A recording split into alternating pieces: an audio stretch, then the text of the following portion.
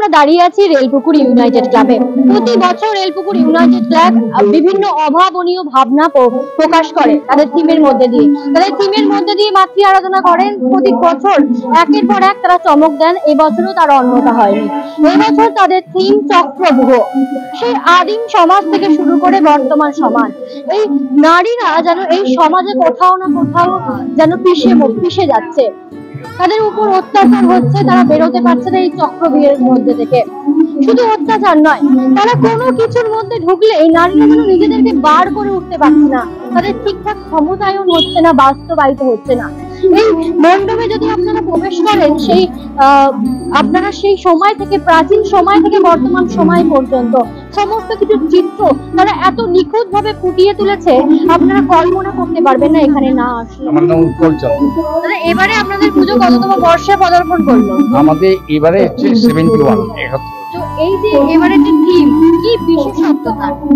বিশেষত্ব বলতে চক্রব্যূহ অ্যাকচুয়াল কুরুক্ষেত্রের যুদ্ধে অভিমন্যু চক্রব্যূহের মধ্যে ঢোকানো হয়েছিল, কিন্তু বেরোনোর জায়গাটা জানতো না।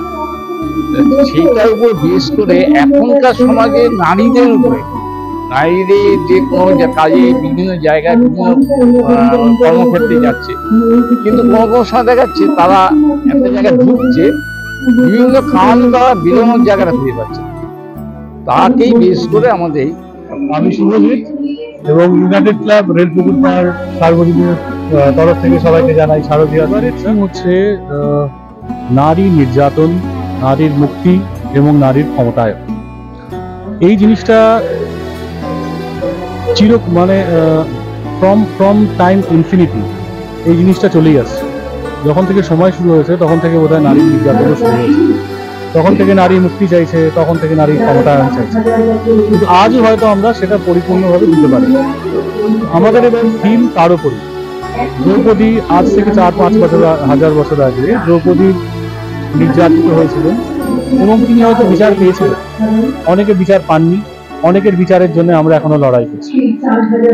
সেই নিয়েই আমাদের থিম, এবং তার সাথে নারীর মুক্তি এবং নারীর ক্ষমতায়ন। একজন গৃহবধূ হতে পারে, তবুও তার ক্ষমতায়ন, তার মুক্তি। তিনি যেন কারোর দাসত্ব করতে না হয়, তাকে যেন কাউকে খাঁচায় বন্দি করে রাখতে হয়।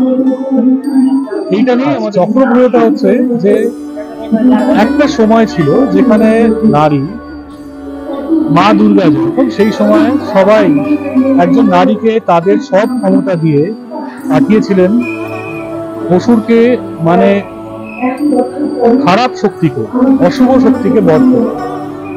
কিন্তু আজকে যেন আমরা এই চক্রব্যূহের মধ্যে ঢুকে আছি, এখান থেকে আর বেরোতে পারছি না।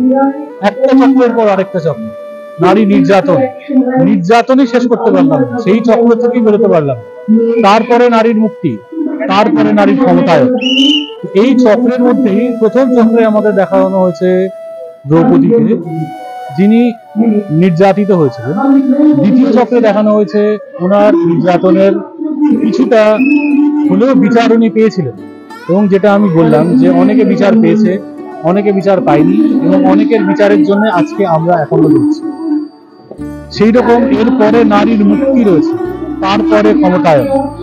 এখনো অনেক সময়, এখনো অনেক পথ চলা বাকি, তাই এই চক্র। নারীর ক্লাব প্রতি বছর বিগত 15-20 বছর ধরে একটা নতুনত্ব চিন্তা ভাবনাকে উপস্থাপন করছে পুরুষরা। দর্শকরা নিজেরাই বলছেন যে অভূতপূর্ব, এই অভূতপূর্ব জিনিস আপনারা করলেন, কিন্তু নারী সমাজ সমানভাবে যেন সম্মান পায়, সেই মেসেজটা আমরা দিতে চাইছি।